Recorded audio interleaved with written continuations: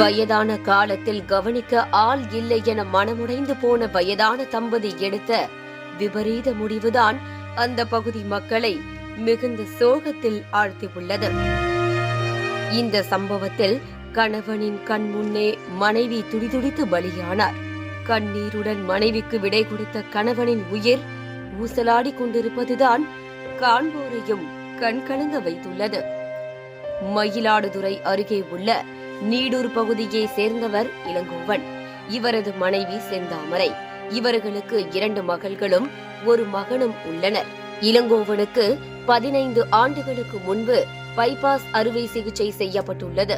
இவரது மனைவி செந்தாமரையும் சிறுநீரக கோளாறால் பாதிக்கப்பட்டு படுத்த படுக்கையாகியுள்ளார். இவர்களுடைய மகள்கள் திருமணமாகி வெளியூரில் வசித்து வரும் நிலையில் மகன் இனியவன் வீட்டின் மேல் மாடியில் வசித்து வருகிறார். வயதான தம்பதியான இளங்கோவன் மற்றும் செந்தாமரையை கவனிக்க ஆட்கள் இல்லாததால் மனமுடைந்து போன இருவரும் தற்கொலை முடிவுக்கு வந்துள்ளனர். இன்று காலை கேஸ் சிலிண்டரை திறந்துவிட்ட இளங்கோவன் கேஸ் வீடு முழுவதும் பரவியதும் தீ வைத்துள்ளார். அடுத்த நொடி சிலிண்டர் அதிபயங்கர சத்தத்துடன் வெடித்து சிதறியது. இந்த விபத்தில் வீட்டின் பகுதி முழுவதும் இடிந்து தரைமட்டமானது. வீட்டில் இருந்த இளங்கோவன் செந்தாமரை இருவரும் படுகாயமடைந்து உடல் எரிந்த நிலையில் உயிருக்கு போராடி கொண்டிருந்தனர். சிலிண்டர் வெடித்த சத்தம் கேட்டு அக்கம் பக்கத்தினர் ஓடி வந்து இருவரையும் மீட்டு ஆம்புலன்ஸ் மூலம் மயிலாடுதுறை அரசு மருத்துவமனைக்கு அனுப்பி வைத்தனர். ஆனால் வழியில் கணவன் கண் முன்னே செந்தாமரை பரிதாபமாக உயிரிழந்தார். உயிருக்கு போராடி கொண்டிருந்த இளங்கோவன் சிகிச்சைக்காக மயிலாடுதுறை அரசு மருத்துவமனையில் சேர்க்கப்பட்டார். பின்னர் மேல் சிகிச்சைக்காக திருவாரூர் அரசு மருத்துவக் கல்லூரி மருத்துவமனைக்கு அனுப்பி வைக்கப்பட்டுள்ளார்.